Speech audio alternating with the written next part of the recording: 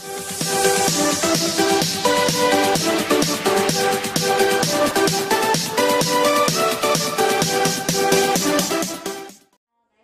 warahmatullahi wabarakatuh.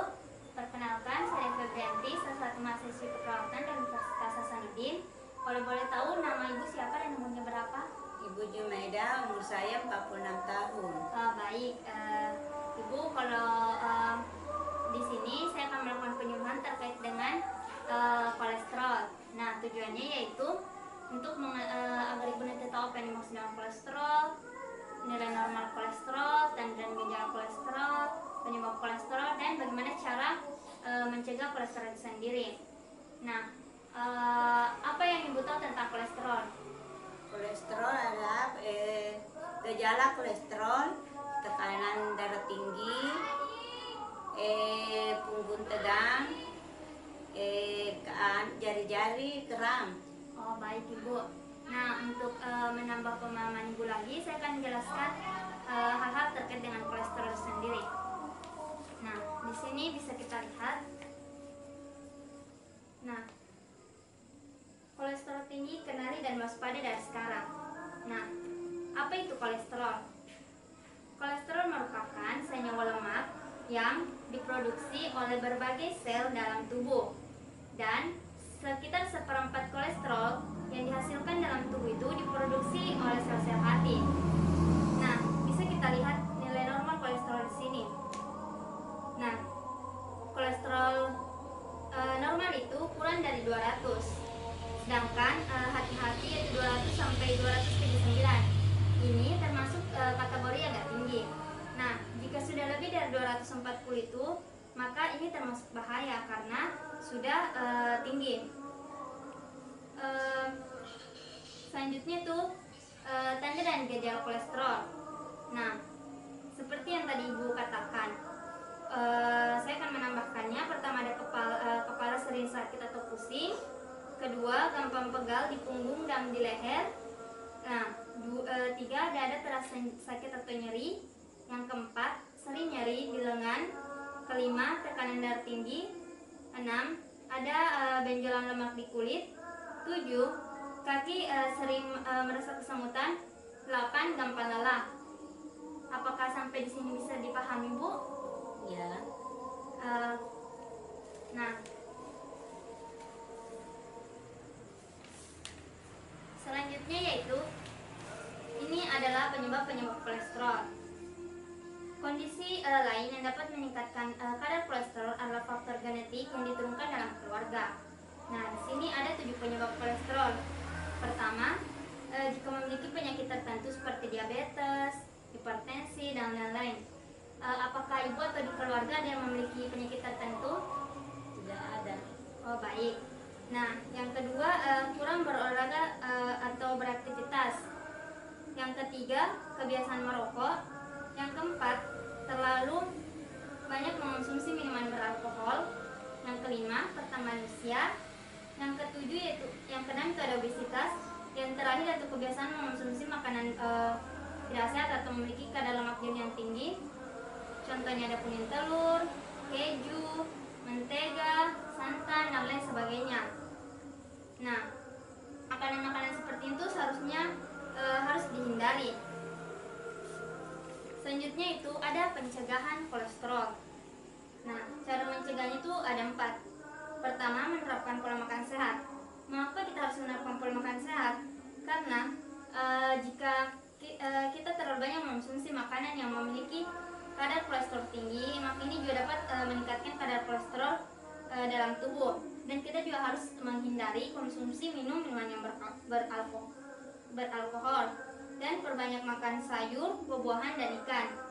Yang kedua, berolahraga secara teratur. Nah, aktivitas fisik dapat memperbaiki kadar kolesterol dalam tubuh. Usahakan untuk berolahraga selama 30-60 menit tiap hari, misalnya jogging, lari, bersepeda, atau berenang. Dan jika tidak sempat berolahraga tiap hari, kita bisa melakukan 2-3 kali seminggu. Yang ketiga itu menurunkan berat badan berlebih. Nah, dengan menurunkan berat badan berlebih, maka otomatis kolesterol total juga dapat menurun. Yang keempat, menghentikan kebiasaan merokok. dan mempercepat penyumbatan plak dalam arteri. Nah, kalau boleh tahu, biasanya ibu mencegah kolesterol itu atau mengatasi kolesterol di keluarga ibu itu bagaimana? Mengurangi makanan yang berlemak, Oh ya, berolahraga. nah, baik. Nah, untuk apakah sampai di sini ada yang ingin ditanyakan terkait dengan kolesterol?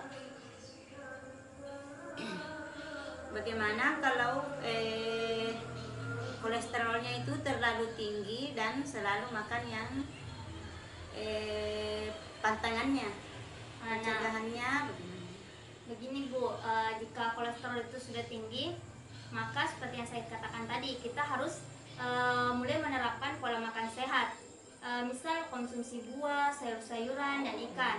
Nah, jika memang di keluarga ibu juga ada yang mengalami obesitas, maka ini bisa dilakukan dengan menurunkan berat badan berlebih.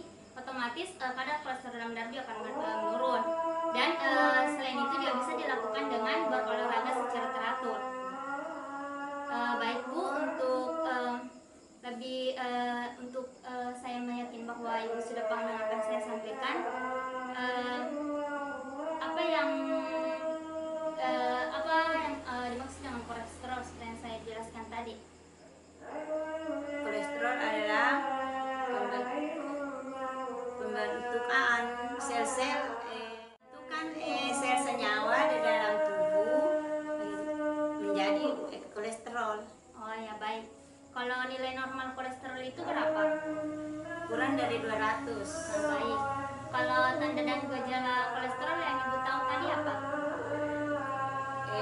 Hipertensi, Ya, punggung tegang, ya, sering pusing, ya, cepat lelah, ya.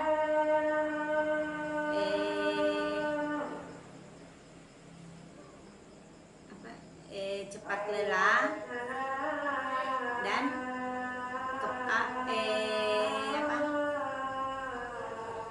dada sesak.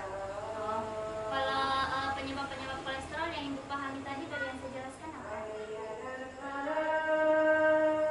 Penyebabnya kurangi makan yang berlemak. Ya, Kurangi makan yang berlemak dan harus berolahraga secara teratur. kalau cara mencegahnya? Mencegahnya kita harus berolahraga secara teratur, pola makanan sehat. Oh ya, jadi saya ulang lagi ya Bu. Jadi dapat disimpulkan bahwa kolesterol itu adalah senyawa lemak yang diproduksi oleh tubuh dan sebagian oleh hati. Nah, nilai normal kolesterol itu kita harus menjaga di bawah 200.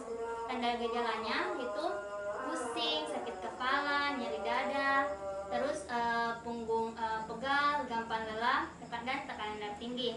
Adapun penyebab dari kolesterol itu sendiri yaitu ada lewat penyakit tertentu seperti hipertensi, diabetes, kemudian ada obesitas,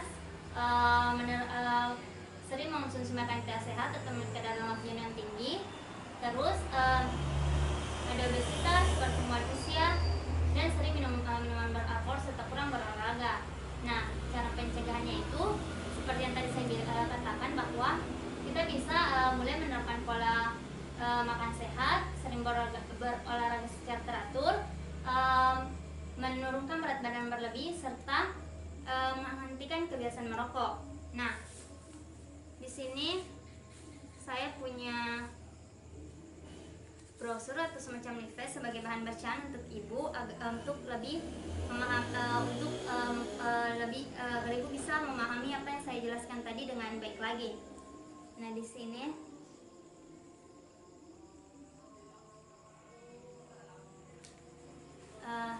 ibu bisa diambil ini sebagai bahan referensi bacaan, dan jika ada yang ingin ditanyakan, ibu bisa menghubungi nomor yang sudah saya catat di sini. Oh iya. Baik, ibu terima kasih atas waktunya sudah diluangkan untuk saya dalam melakukan penyuluhan ini. Lebih dan kurang mohon dimaafkan. Apabila ada salah kata, mohon dimaafkan. Assalamualaikum warahmatullahi wabarakatuh. Waalaikumsalam.